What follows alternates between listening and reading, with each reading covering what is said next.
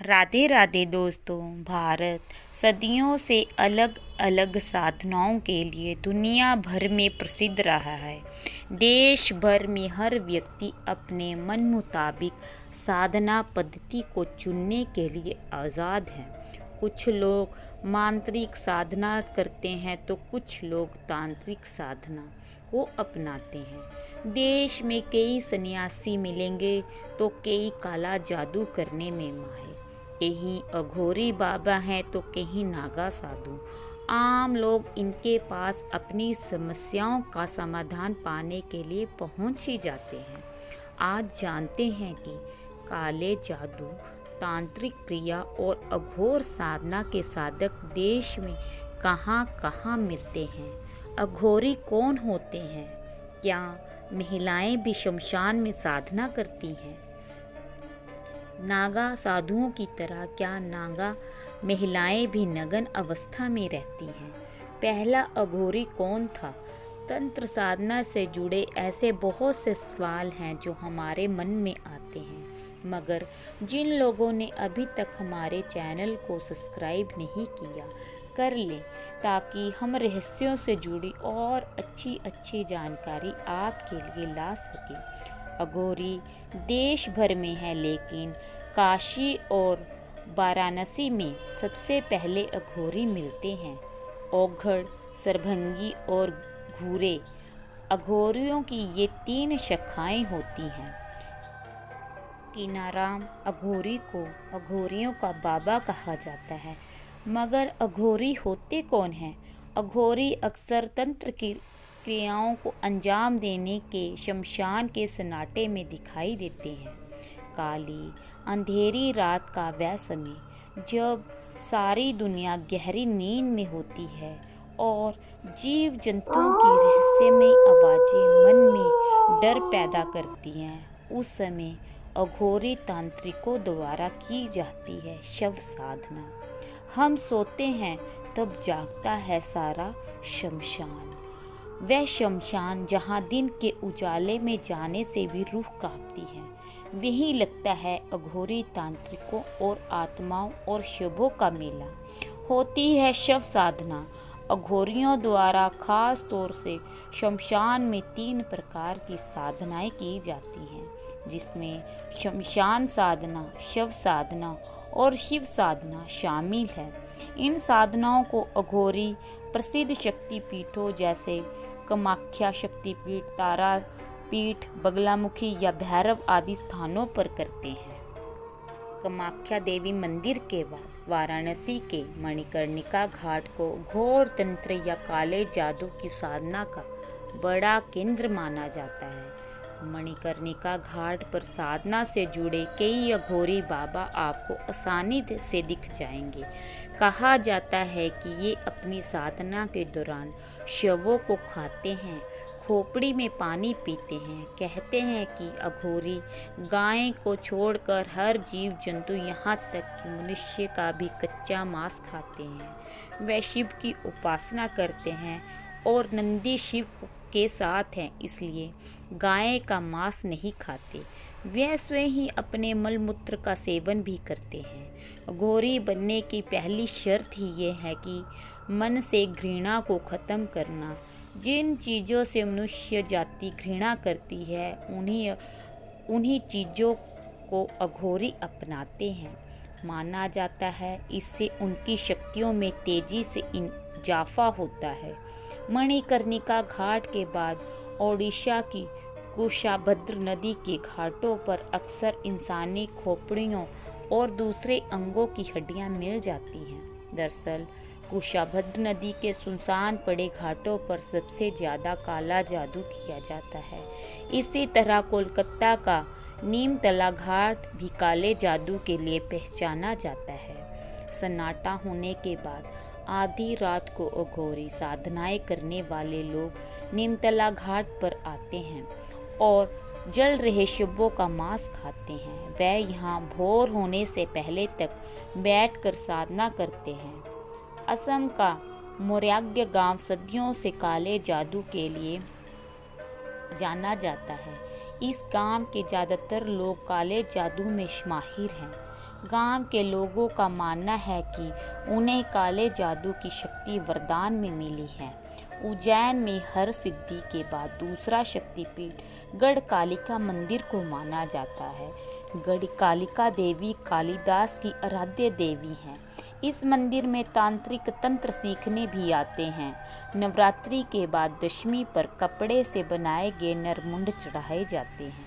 प्रसाद में दशहरे के दिन यहाँ नींबू बांटा जाता है। तांत्रिकों की देवी कालिका के इस चमत्कारी मंदिर की प्राचीनता के विषय में कम लोग ही जानते हैं। इसकी स्थापना महाभारत काल में हुई थी। चैत्र की नवरात्रि में रोजाना तांत्रिकों का मेला इस मंदिर में लगता है। शमशान साधना, ये साधना शमशान में रहकर की जाती है, इसलिए इसे शमशान साधना कहते हैं।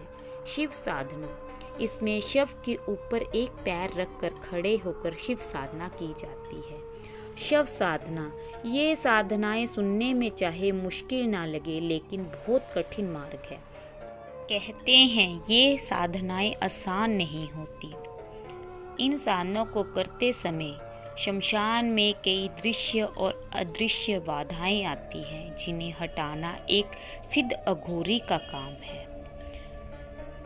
साधनाओं को भूत प्रेतों और अन्य बाधाओं से सुरक्षित रखना होता है ताकि वह साधना के बीच विघ्न पैदा ना करे। इसके लिए अग्नि होती है, अघोरी मंत्रोच्चारण करते हैं और एक लकीर आसपास खींचते हैं और साथ ही तुतई बजाते हैं। इसमें कोई भी बाधा प्रवेश ना कर सके। शव साधना में सबसे पहले शव को नहलाकर इत्र लगाया जाता है, फिर उसे मुर्गे बकरे का मीट शराब चढ़ाई जाती है। ये इसलिए ताकि उस शव को वे साधना के लिए अनुमति ले सके।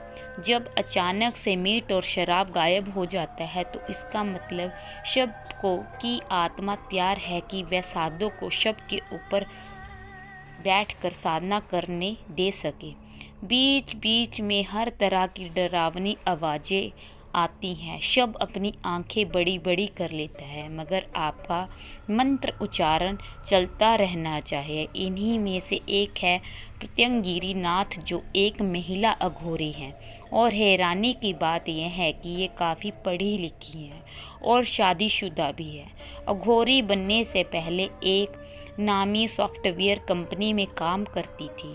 2007 में इनकी शादी हुई और इनकी एक बेटी भी थी, मगर इन्होंने सब कुछ त्याग कर शमशान का रास्ता चुन लिया और महिला अघोरी बन गई।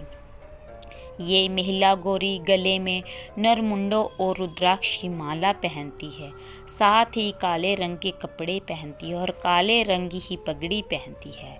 अघोर पंथ में पुरुष और महिलाओं दोनों को ही दीक्षा होती है। महिलाओं को अघोरी बनने के लिए 10 से 15 साल तक कठिन परिश्रम करना पड़ता है।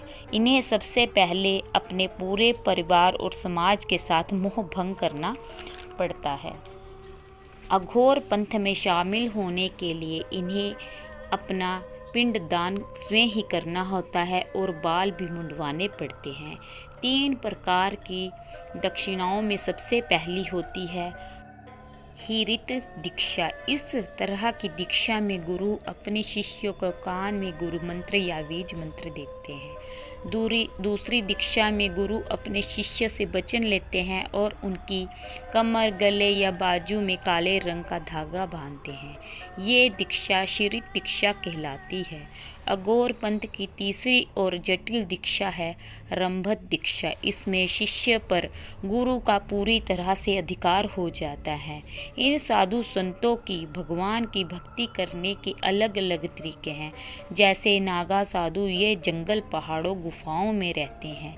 ये कुंभ या महाकुंभ जैसे खास मौक़ों पर ही बाहर आते हैं और जल्द ही अपनी दुनिया में वापस चले जाते हैं। नागा साधु अविवाहित होते हैं और ब्रह्मचर्य का पालन करते हैं, लेकिन अघोरी बाबाओं के मामले में ऐसा कोई नियम नहीं है। नागा साधुओं की तरह नागा महिलाएं भी साधु होती हैं। इनका जीवन भी काफ़ी कठिन होता है, मगर ये निवस्त्र नहीं रहती। ये भगवा कपड़े पहनती है। ये वस्त्र सिले नहीं होते। ये कपड़े को गंठी कहती हैं। इसके अलावा वह हमेशा माथे पर तिलक लगाती हैं और सारे शरीर पर भस्म लगाती हैं।